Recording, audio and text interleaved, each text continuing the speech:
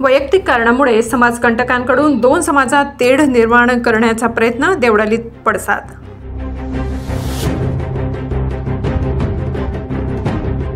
शनिवार दिनांक 22/6/2024 रोजी पंचवटी पोलीस ठाणे हद्दीत दोन समाजामध्ये तेढ निर्माण होईल या अनुषंगाने छापीव पत्रके टाकण्यात आले आहेत। सदर घटनेमुळे आंबेडकरी समाज लाखोच्या संख्येने पंचवटी परिसरामध्ये एकत्र होऊन अशा प्रकारच्या समाजकंटकांना अटक करण्याची मागणी करत होते। अवघ्या काही तासात आरोपीला अटक करण्यात आली आहे। पोलिसांनी दिलेल्या माहितीनुसार सदर पत्रकावर एका व्यक्तीचा फोटो व नाव नमूद होते, परंतु पत्रकावर छापण्यात आलेल्या फोटोमधील व्यक्तीचा काही संबंध नसल्याचे तपासात निष्पन्न झाले।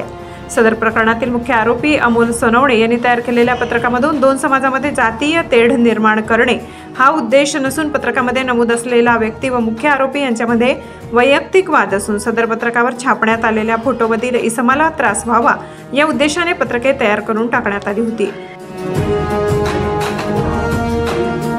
सदर प्रकारामुळे नाशिक शहर व देवळालीत मोर्चा काढण्यात आला। संबंधित आरोपीला कठोर शासन व्हायला पाहिजे अशा आशयाचे निवेदन देवळाली पोलीस स्टेशनला विविध सामाजिक संघटना सर्व समाज बांधवांतर्फे देण्यात आले।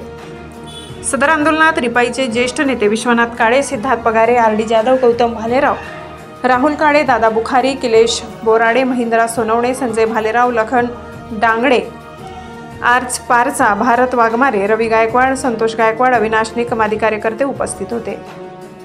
पंचवटी पोलीस स्टेशन येथे गुन्हा दाखल करण्यात आला असून मुख्य आरोपी विरुद्ध सबळ पुरावे मिळून आले असून त्यास ताब्यात घेण्यात आले।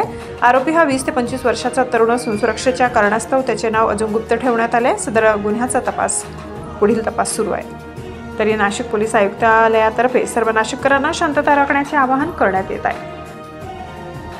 चव्हाणने जे आता देवळाली कॅम्पहून आम्ही मुस्लिम समाजातर्फे आज पूर्ण निषेध करतो। ते चव्हाणाला लवकरात लवकर अटक करावा, नाहीतर आम्ही दुसऱ्या दिवशी वापिस असं आंदोलन करू जसं कोणी पाहिलं नसेल।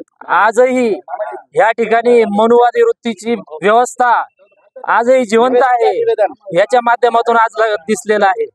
आज या झालेल्या संपूर्ण घटनेचा आम्ही सर्व देवळाली कॅम्पकरांच्या वतीने, संपूर्ण मातंग समाजाच्या वतीने, संपूर्ण दलित समाजाच्या वतीने या हरामखोर वृत्तीच्या व्यक्तीचा, त्या चव्हाण हरामखोराचा आम्ही निषेध करतो व त्याला तात्काळ अटक करावी, अन्यथा तीव्र प्रकारचे आम्ही निदर्शन चालूच ठेवू। खऱ्या अर्थाने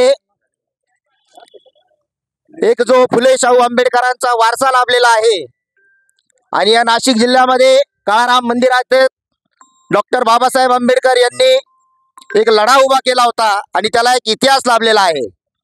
आणि अशा या परिस्थितीमध्ये नाशिक पंचवटी या ठिकाणी काही पत्रक पोलीस स्टेशन जनयुवा वाहिनी त्याचा जो सर्व आहे मनुवादी विचारसरणीचा चव्हाण, खऱ्या अर्थाने तो चव्हाण 17 वर्षाचा आहे, पण याच्या मागे मास्टरमाइंड कोणीतरी दुसरा आहे आणि याच्यावर शासनाने गांभीर्याने लक्ष देऊन खऱ्या अर्थाने हा मुलगाच नाही तर याच्या मागे कोण आहे याची चौकशी केली पाहिजे।